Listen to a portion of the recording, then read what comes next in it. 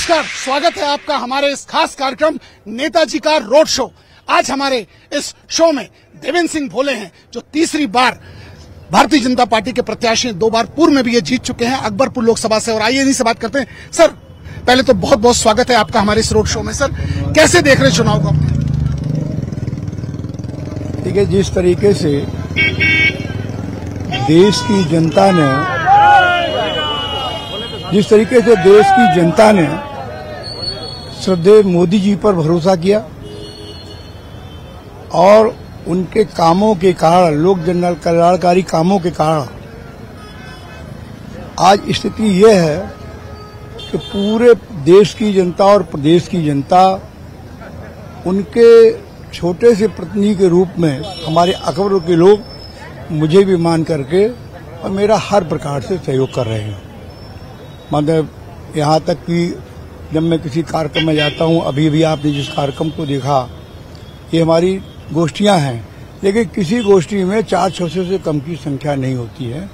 अगर ये उत्साह नहीं है एक आपके गली स्तर पर, एक बूथ स्तर पर, तो फिर मैं इसको क्या मानूं?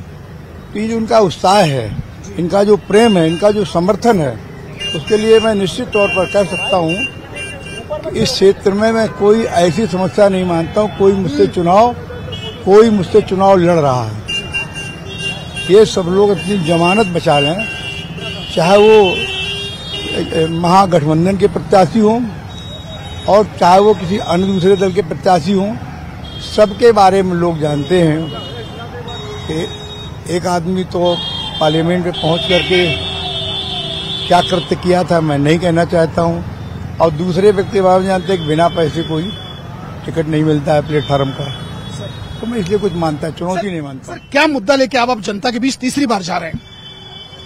देखिए, मेरी जो भी संसाधन और संवैधानिक स्थिति रही है, मैंने सदैव कानपुर के विकास के लिए, अकबरपुर के विकास के लिए काम किया है।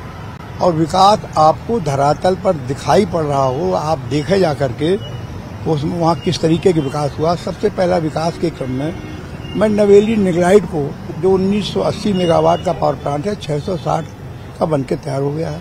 पनकी का 600 का बनके तैयार हो गया है। आपकी रिंग रोड का शिलान्यास होकर के काम शुरू हो गया है।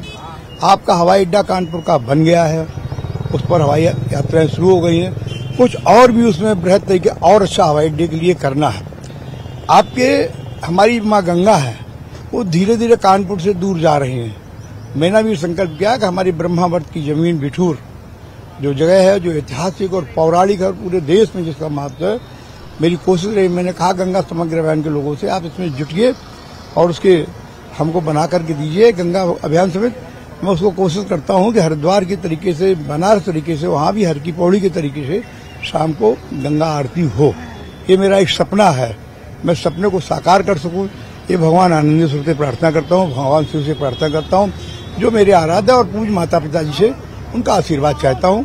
भगवान पनकी धाम का भी आशीर्वाद चाहता हूँ।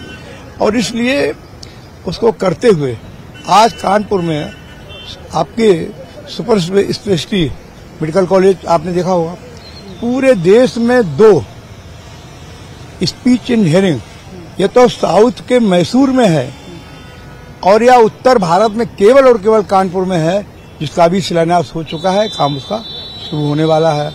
और सबसे बड़ी बात है, कानपुर के जितनी जाम होता है कानपुर, जिसकी वजह से तो Mandhana to Anwarganj elevated road, जिसको हम लोगों ने पास करा लिया था, सब कुछ हो गया है। जरीब चौकी की समस्या थी, वो भी दूर हो गई है। मेरा पहला काम होगा कि मैं उसका शिलान्यास करूँ 6 महीने के अंदर। सर, किससे अपनी टक्कर मान रहे हैं? क्योंकि देखिए सर, आप उत्तर प्रदेश सरकार मंत्री भी रहे हैं और अब ये तीसरी बार आप पड़ाव की तरफ बढ़ रहे हैं। किससे टक्कर मारे और चुनाव कितना टफ दिख रहा है या नहीं दिख रहा है? अगर किसी से टक्कर हो तो मैं बताऊं, कोई टक्कर हो तो बताएं। लोग अपने अपने अस्तित्व को बचाने के लिए अपना काम कर रहे हैं। मैं इतना जानता हूं कि 2 के दोनों प्रत्याशियों की जमानत जब्त होगी, मोदी जी के नेतृत्व में, योगी जी के नेतृत्व में।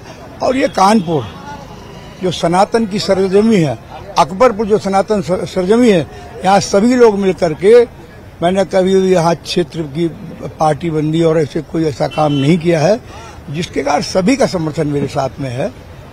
इसलिए मैं किसी से टक्कर नहीं मान रहा हूँ। सर 14 में एक लहर थी, 19 में एक लहर थी, 24 में कौन सी लहर और कैसे उस लहर को आप देख रहे हैं सर? 14 में इस देश के लोगों के मन में आशा थी और उस आशा में आपने देखा कि प्रत्याशिता में लोग जात के आधार पर जोड़ते हैं। मैं निकल के कहां से खड़ा हुआ, 3.25 लाख वोट से जीता, 5 लाख वोट मिला। 19 में आपने देखा कि बुआ और भतीजे दोनों एक हो गए। इसके बाद भी उससे ज्यादा 6 लाख वोट मिला, 2,82,000 जीता।